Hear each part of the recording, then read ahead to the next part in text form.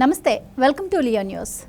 CM Jaganmohan రెడ్డిలో బేలతనం బయటపడిందంటే అవుననే సమాధానం వినిపిస్తోంది. నిన్న మేమంతా సిద్ధం సభలో ఆయన మాట్లాడిన మాటలు అలానే అనిపిస్తున్నాయి.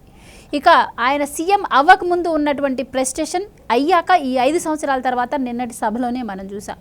ముఖ్యంగా ఆయన ఒక అధికార పార్టీలో సీఎంగా ఉండి అధికారులు బదిలీ నేపథ్యంలో మరి ఎన్నికలు సజావుగా జరగవు అన్న మాటలు కావచ్చు, అలాగే కూటమి ఏదైతే ఉందో కూటమి తరపున వాళ్ళందరూ కుట్రలు చేస్తున్నారు నన్ను హతమార్చడానికి అన్న మాటలు కావచ్చు, ఇవన్నీ చూస్తుంటే మరి ఆయన ఓటమిని ఒప్పుకుంటున్నారా అన్న అనుమానం కూడా అందరికీ కలగక మానదు. సో ముఖ్యంగా ఆయన ఇలా మాట్లాడడానికి కారణం ఏంటి, మరి ఆంధ్రప్రదేశ్లో వైసీపీ పరిస్థితి మనం అనుకున్నట్టుగానే ఉందా? ఈ వివరాలన్నీ తెలుసుకునే ప్రయత్నం చేద్దాం. మనతో ఉన్నారు సీనియర్ పొలిటికల్ అనలిస్ట్ అంగమరావు గారు. నమస్కారం సార్. నమస్తే అమ్మా. మేమంతా సిద్ధం సభలు చేపట్టి దాదాపు నెలపైన గడిచిపోతుంది. అయితే నిన్న మొదటిసారి ఆయన ప్రెస్టేషన్గా అలాగే కొంచెం బేరతనంగా మాట్లాడిన పరిస్థితి అయితే మనం చూసాం. ఆయన ముఖ్యంగా అంటే ఇప్పటివరకు సానుభూతి గతంలో మనం చూసాం, కోడికత్తి డ్రామా, మొన్న గులకరాయి డ్రామా ఆడారు. ఇప్పుడు ఇంకా కూటమి నేతలు కుట్ర పన్నుతున్నారు అని చెప్పి, సో ఎలా చూడొచ్చు అంటారు సార్? ఎందుకు ఆయన ఇలా మాట్లాడుతున్నారు? ఇప్పుడు ఆయన చెప్తున్న అధికారుల మార్పిడి గురించి మాట్లాడుతున్నారు. ఆయన చెప్పిన అధికారులందరూ హరిశ్చంద్రుడికి వారసులు, లేకపోతే శ్రీరామచంద్రుడికి వారసులు. వాళ్ళకి అసలు తప్పులంటే ఏంటో తెలియదు. వాళ్ళు ఏం చేసినా కూడా మంచి చేస్తారు, ప్రజల కోసం చేస్తారు, ప్రజా ఉపయోగమైన పనులే చేస్తారు. అంటే ఏ విధంగా ఉంటాయంటే, నేను వచ్చి మిమ్మల్ని కొట్టాను అనుకోండి, మీ మీదే నేరం మోపుతారు వాళ్ళు. అంత మంచి వాళ్ళు అనమాట వాళ్ళు. ఎందుకంటే మీకు రక్త గాయాలుగా అవుతున్నా కూడా ఏమంటారంటే చివరికి కొట్టబోయి కింద పడ్డారు, మీ దగ్గర ఆయుధం ఉంది, కొట్టబోతే అదే మీకు తగిలిందని చెప్పి చెబుతారు. అలాంటి వాళ్ళను పెట్టుకొని అలాంటి అధికారులు ఇప్పుడు వరకు ఏకపక్షంగా నిర్ణయాలు తీసుకొని రాష్ట్రంలో భయానక వాతావరణం సృష్టించే అరాచకవాదులకి అండదండలుగా ఉన్నటువంటి ఈ అధికారుల మీద చర్యలు తీసుకోకపోతే వీళ్ళకి పూలపానుపులు వేస్తారా? ఈరోజు ఎన్నికలు సజావుగా సాగాలి అంటే గతంలో మీరు చేసిన నిర్వాహకం ఏంటి? ఎంతమంది అధికారులు మీరు మార్పించారు? చివరికి చీఫ్ సెక్రటరీ గారిని కూడా మీరు మార్పించారు కదా, ఇంకా అది ఒకటి మిగిలింది. ఇప్పుడు ఆయనే దీని అందరికీ మూలా కారణం అని చెప్పి అందరూ అనుకుంటున్నారు. నేను కూడా అదే భావిస్తున్నాను. ఎందుకంటే ఇలాంటి జరుగుతున్న కార్యక్రమాలు చూసుకుంటూ ఉంటే ఇప్పుడు ఒక విషయం గురించి స్పష్టంగా ప్రజలకైతే ఒకటి అర్థమైపోయింది. కూటమి విజయం సాధించబోతుంది. మీలో బేలతనం అనేది స్పష్టంగా అర్థమైపోతుంది. మీ రెక్కలు ఒక్కొక్కటి ఇరుచుకుంటూ వస్తున్నారు. ఇక ఎగిరే పరిస్థితి మీకు లేదు. ఇది చాలా స్పష్టంగా అర్థమైపోతూ ఉంది. నిన్నటిదాకా ఒక రకంగా కొంతమంది ఏమనుకున్నారంటే భారతీయ జనతా పార్టీ అధికారంలో ఉండా కూడా వీళ్ళతో కలిసినా కూడా కూటమిలో ఇంకా మనస్ఫూర్తిగా వీళ్ళకి సహకరించట్లేదు కేంద్రం అని చెప్పి భావనలో నిన్నటిదాకా ఉన్నారు. అమిత్ షా గారు వచ్చి మీ మీద మాట్లాడిన తర్వాత చర్యలు చూస్తూ ఉంటే ఒక్కోటి కొంచెం ఇబ్బందికరం ఇప్పుడు ఆయన కనిపించింది. ఇప్పుడు నిప్పి వాళ్ళకి తగిలింది. దానివల్లే ఈరోజు జరుగుతున్న పరిణామాలు.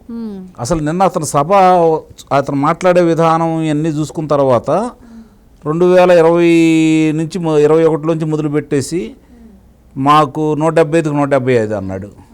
తర్వాత వచ్చే తలికేమో రకరకాలుగా మాట్లాడుకుంటూ వచ్చేసాడు. ఈరోజు పరిస్థితి అసలు ఏంటి అనేది అర్థం కాని పరిస్థితిలో వచ్చేసింది. సింహం సింగిల్గా వస్తుందన్నారు, రకరకాలుగా వర్ణించారు. మమ్మల్ని పథకాలు గెలిపిస్తాయి అన్నారు, ప్రజలను నమ్ముకున్నానన్నారు, ప్రజలే దేవుళ్ళు అన్నాడు.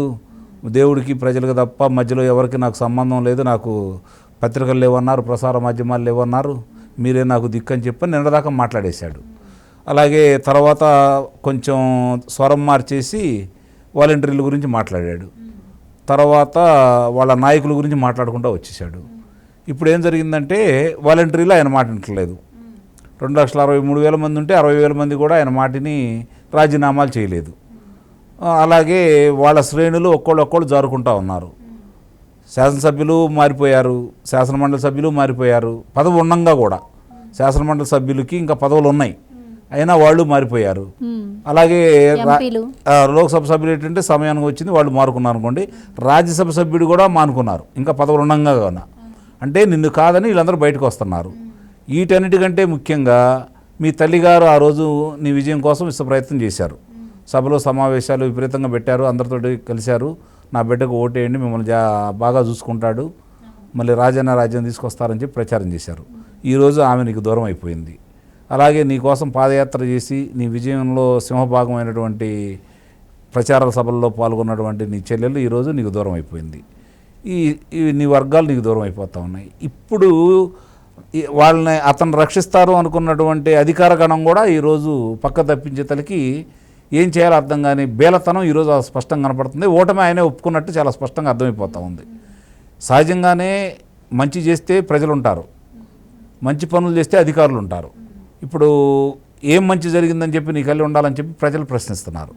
ప్రజలు వేసే ప్రశ్నలే ఇవన్నీ. ఇప్పుడు నేను 99% హామీల్ని నేను అమలు చేశాను అని చెప్పని మాట్లాడుతూ ఉన్నారు. ఇప్పుడు రోజు ప్రజలు అడుగుతూ ఉన్నారు, మద్యపాన నిషేధం చేసావా? ఉద్యోగస్తులు అడుగుతున్నారు, సిపిఎస్ను రద్దు చేసావా? మహిళా తల్లులు అడుగుతున్నారు, విద్యుత్ ధరల్ని తగ్గించావా? రైతులు అడుగుతూ ఉన్నారు, ఏంటి మా పరిస్థితి, ఈరోజు నువ్వేం చేశావు? నీళ్ళు వెయ్యి, సాగునీరు వెయ్యి. ప్రజలు అడుగుతున్నారు తాగునీరు వెయ్యి అని చెప్పని. వాహనదారులు అడుగుతున్నారు రహదారుల పరిస్థితి ఏందని, ఇంధన ధరలు ఎందుకు ఇట్లా పెంచావని చెప్పని. దీనికి సమాధానం లేక ఈరోజు దాడులు తెగబడుతున్నారు తప్ప అంత తప్ప వాళ్ళు చేయగలిగిందంటూ ఏం కనపట్టలేదు. ప్రజలు ఏమనుకుంటున్నారు అంటే ఒకటి మాత్రం చాలా స్పష్టంగా వాళ్ళకి అర్థమైపోయింది, ఎన్నో రోజులు అబద్ధాలు నిజాలు కావు. ఒకసారి నమ్మించగలిగారు, 2 సార్లు నమ్మించగలిగారు, పదే అయితే నమ్మించలేరు కదా. వివేకానంద రెడ్డి గారిని హత్య చేసింది నారాసుర రక్త చరిత్ర అని చెప్పంటే ప్రజలు నమ్మారు. కోడి కత్తితోటి చంపబోయారు అంటే ప్రజలు నమ్మారు. అమరావతి భ్రమరావతి అంటేనే ప్రజలు నమ్మారు. అమరావతిలో ఇన్సైడ్ ట్రేడింగ్ జరిగింది, తెలుగుదేశం వాళ్ళ కోసం, కమ్మవారి కోసం మాత్రమే చేశారు అంటే ప్రజలను నమ్మిచ్చేశారు. పోలవరంలో ఎలాంటి పనులు జరగలేదు, అమరావతిలో నిర్మాణాలు జరగలేదు అని చెప్తే ప్రజలు నమ్మించారు. కనపడుతున్న 7 లక్షల టిట్కో ఇల్లు కట్టించినా కూడా కట్టించలేదు అంటే ప్రజలు ఎలా నమ్మారు ఇప్పటికి అర్థం కాలేదు. మరి ఆ 7 లక్షల టిట్కో ఇల్లుని నువ్వు ఎందుకు పూర్తి చేసి 10% పూర్తి చేసి ప్రజలకు ఇవ్వలేదనేది ఇప్పటికి అర్థం కాదు. ఆ లబ్ధిదారులు ఈరోజు వాళ్ళకి బ్యాంకుల నుంచి తాకీదులు అంతా ఉన్నాయి, మీరు డబ్బులు కట్టాలి అని చెప్పని. మరి ఈ అర్థం కాని అగమ్యగోచరంలో ఉన్నారు వాళ్ళు. మరి ఇంత జరుగుతున్న తర్వాత ఈరోజు ప్రజలందరూ కూడా ముఖ్యంగా మహిళలు వచ్చేసరికి మద్యపాన నిషేధాన్ని నమ్మారు. నువ్వు 25 మంది నాకు లోక్సభ సభ్యులను ఇవ్వండి, మెడలు ఉంచి నేను ప్రత్యేక హోదా తీసుకొస్తానని చెప్పని యువకులు నమ్మించావు. ఈరోజు వాళ్ళు ప్రశ్నిస్తూ ఉన్నారు. మరి వాళ్ళ కోసం 2,30,000 ఉద్యోగాలను నేను రాంగంలోనే భర్తీ చేస్తా అన్నావు, ఏందని చెప్పిన వాళ్ళు అడుగుతూ ఉన్నారు. మెగా డిఎస్సి అని చెప్పని అడుగుతున్నారు, ప్రతి సంవత్సరం జాబ్ క్యాలెండర్ అని అడుగుతున్నారు. ఏవిటికి సమాధానాలు లేవు కదా. నేను బటన్ నొక్కాను, బటన్ నొక్కితే ఒక్కటే సరిపోతుందా? 2,70,000 కోట్ల రూపాయలు నేను పథకాల ద్వారా ఇచ్చానని చెప్పి నువ్వు చెబుతున్నావు. వాస్తవమే, ఇచ్చావని అనుకుందాం. దాని గురించి దాంట్లో రైతుల దగ్గర కొన్న ధాన్యం వేసావు, రకరకాలవన్నీ వేసావు, అవన్నీ కూడా పథకాల కిందనే నువ్వు లెక్కేసుకుంటున్నావు. అక్కడికి ఒప్పుకుందాం. 10 లక్షల కోట్ల రూపాయలు అప్పు తెచ్చావు. 10 లక్షల కోట్ల రూపాయలు 5 సంవత్సరాల్లో రాష్ట్రానికి ఆదాయం వచ్చింది. నువ్వు 2,70,000 కోట్ల రూపాయలు ఇస్తే మిగిలిన 17,30,000 కోట్ల రూపాయలు ఏ పథకాలకు వినియోగించావు, ఏం చేసావు? దీనికి ఇప్పటి వరకు సమాధానం ఏమైనా ఉందా? ఈరోజు అది ప్రజలందరూ కూడా చర్చించుకుంటూ ఉన్నారు. తాగునీరు లేదు, సాగునీరు లేదు. పట్టిసీమ ద్వారా రైతులకు నీళ్ళు అందించేస్తే శ్రీశైలంలో నిలవ నీళ్లు నిలవ పెట్టుకున్నారు, నాగార్జున సాగర్లో నీళ్లు నిలవ పెట్టుకున్నారు, అలాగే పులిచింతల్లో కూడా నీళ్లు నిలవ పెట్టుకున్నారు. శ్రీశైలంలో నీళ్లు నిలవబెట్టిన ద్వారా రాయలసీమకు నీళ్ళు అందించేశారు. నీ పులివెందలకు కూడా నీళ్ళు ఇచ్చాడు చంద్రబాబు నాయుడు గారు. మరి ఈరోజు పరిస్థితి ఏంటి? ఇవన్నీ కూడా ప్రజలు లెక్కేసుకుంటూ ఉన్నారు. మనకి రైతు వారి ఎక్కువగా ఆంధ్ర రాష్ట్రం అంటే పల్లెటూర్లకు సంబంధించింది. వాళ్ళకి నువ్వేం మేలు చేసావని చెప్పి ఈరోజు ప్రశ్నించుకుంటూ ఉన్నారు. పథకాలను నమ్ముకుంటే ఆ పథకాలని నీ ఇంటికి పంపిస్తుంది. ఈరోజు మరి అధ్యాపకులు కావచ్చు, ఉద్యోగస్తులు కావచ్చు, నిన్న జరిగినటువంటి బ్యాలెట్ అంటే ఇప్పుడు పోస్టల్ బ్యాలెట్కి సంబంధించి 95% మంది నీకు వ్యతిరేకంగా ఓట్లు వేశారని చెప్పి వాళ్ళకు కూడా మసిపూసి మారేడిగా చేసి వాళ్ళకి ఏదో అన్యాయం చేయాలని ప్రయత్నం చేశావు. అయినా సరే దానికి ఎన్నికల సంఘం వాళ్ళు దాన్ని తిప్పి కొడుతున్నారు. ఇప్పుడు వాళ్ళు అక్కడ ఒకటి చెబుతున్నాను గుర్తుపెట్టుకోండి, 5 లక్షల మంది ఉద్యోగస్తులు ఉంటే దాని ప్రభావం 30-35 లక్షల మంది మీద పడుతుంది.